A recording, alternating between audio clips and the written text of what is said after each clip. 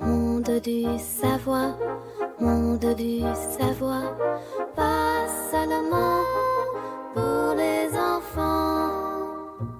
Bienvenue, chers explorateurs, sur l'île du savoir. Je me suis demandé ce qu'était vraiment cette pâte verte appelée wasabi, que l'on reçoit souvent dans les restaurants. Aujourd'hui, j'ai décidé de découvrir la vérité surprenante sur ce condiment piquant. J'étais prête pour une aventure pleine de faits étonnants. Au cercle de pierre, j'ai rencontré le gorille et le paresseux. Le gorille a raconté qu'il pensait que le wasabi était une sorte de pâte à dents spéciale utilisée par les samouraïs pour se réveiller plus vite le matin. Le paresseux a expliqué qu'il croyait que le wasabi était fait de feuilles de bananier mixées, car il avait déjà mis de telles feuilles sur du riz et que c'était aussi piquant. Leurs idées m'ont beaucoup amusée, mais en réalité, le wasabi que nous mangeons est le plus souvent du simple réfort avec du colorant vert, car le vrai wasabi est cher et rare. À la tour d'observation, j'ai rencontré la tortue et l'ibis. La tortue a raconté qu'elle avait goûté du vrai wasabi au Japon et qu'elle avait remarqué qu'il était moins piquant et avait un goût plus doux que celui que l'on trouve habituellement dans les restaurants.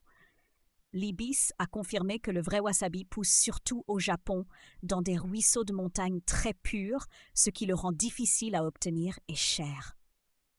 Les exemples qu'ils ont donnés permis de bien comprendre la différence entre le vrai wasabi et celui que nous connaissons tous les jours.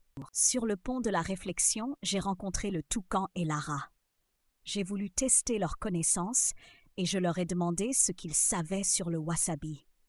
Le toucan a expliqué que le vrai wasabi est une plante originaire du Japon, de couleur verte délicate, qui pousse dans les ruisseaux frais des montagnes. Lara a ajouté que la plupart du wasabi servi dans les restaurants du monde entier est un mélange de réfort ordinaire, de moutarde et de colorant alimentaire vert, car la vraie pâte est trop coûteuse et difficile à trouver. J'ai félicité leur savoir et j'ai résumé que c'est pour cela qu'il vaut la peine de découvrir la véritable nature des produits populaires.